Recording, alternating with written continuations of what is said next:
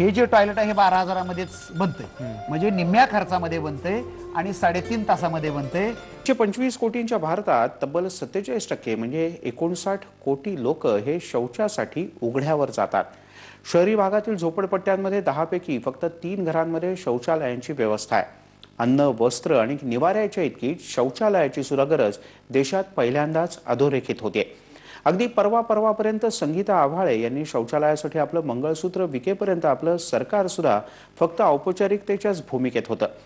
बुधवारी world toilet डेच्या निमित्तानं देशभरात टॉयलेट उभारण्याची गरज सगळ्यांनी घसा कोरडा करून व्यक्त केली. पण गेल्या 8 ते 9 वर्षांपासून एक उद्योजक हे काम अगदी निगुतीनं आपलं व्रत असल्यासारखं करतोय. आणि आता आपण पाहूया त्याचीच कहाणी, अर्थात निर्मल ग्रामची प्रयोगशाळा. प्रियांका, खूप नाव आहे यांचं. आपली इज्जत आणि स्वच्छतेसाठी आपल्या लग्नाच्या दुसऱ्या दिवशी सासर सोडायची हिंमत दाखवली आणि आपल्या नवऱ्याकडे शौचालय बांधायची मागणी केली. मोदींनी लाल किल्ल्यावरून क्या कभी हमारे मन को पीड़ा हुई? आज भी हमारी माताओं बहनों को खुले में शौच के लिए जाना चाहिए. स्वच्छ भारताची घोषणा केली खरी, शतकात पाऊल ठेवलं. रामदास मानेंचं नाव उद्योग वर्तुळात परिचयाचं झालं. त्यावेळी मला ती एक सुचली की बाबा मला पटकन 2-4 दिवसात एक टॉयलेट पाहिजे होतं. मला एक आयडिया सुचली आणि मी त्याच्यातनं हे एक टॉयलेटचं मॉडेल तयार केलं.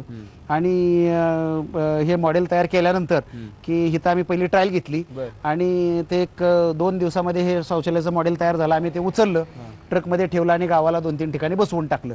तर अशा पद्धतीनं ही आयडिया त्याच्यातनं सुचली. त्याच्यामुळे आमच्या लोधोडे गावाला पहिला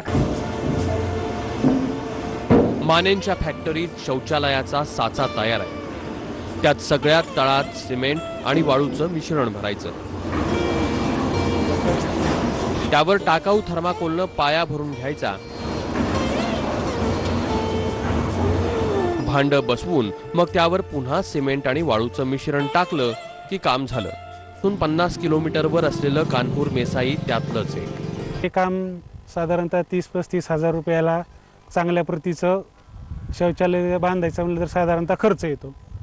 पाण्याचा तोटा असल्यामुळं. अच्छा, नाही तर वापरणं चांगले वापरणं. विदर्भात राहणाऱ्या संगीता आव्हाळेंनी शौचालयासाठी मंगळसूत्र विकून महाराष्ट्राच्या डोळ्यात अंजन घातलंय. आता घराघरातल्या आयाबायांनी हा आग्रह कायम धरला आणि त्याला रामदास मानेंसारख्या उद्योजकांची जोड मिळाली तरच निर्मल महाराष्ट्राचं लक्ष फार दूर नाहीये.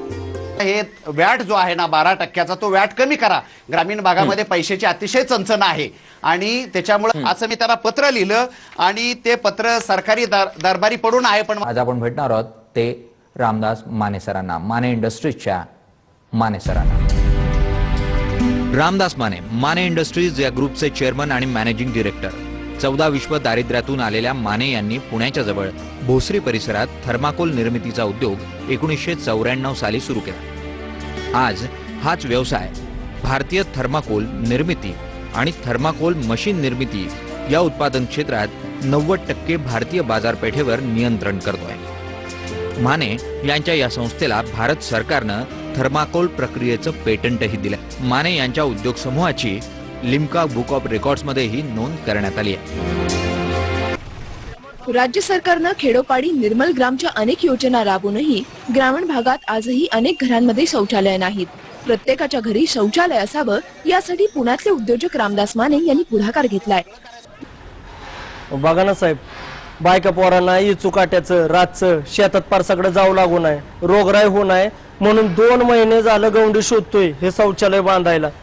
पण ह्या गावात गवंडी भेटला तर शपथ, शेवटी गेलं 30,000 रुपये पाण्यात. अरे शौचालय बांधायला गवंडी, विटा, वाळू, सिमेंट कशाला लागते? तू ह्या कटकटीत पडू नको, तू काळजी करू नको. चल माझ्या बरोबर.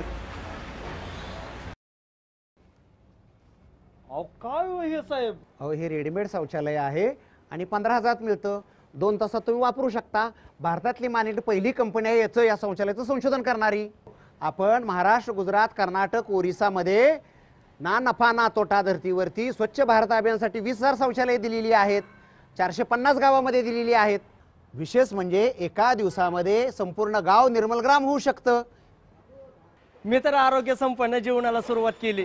आता तुम्ही बी माने ग्रुप ऑफ कंपनीचं तयार शौचालय घरी आणा आणि स्वच्छ भारत अभियानाला हातभार लावा.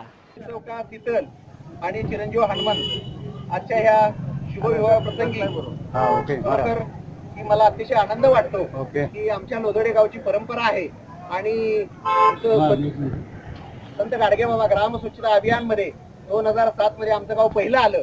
सुवर्णरत्न पुरस्कार 2015 मधील पुढील पुरस्काराचे मानकरी आहेत श्रीयुत रामदास माने. हा पुरस्कार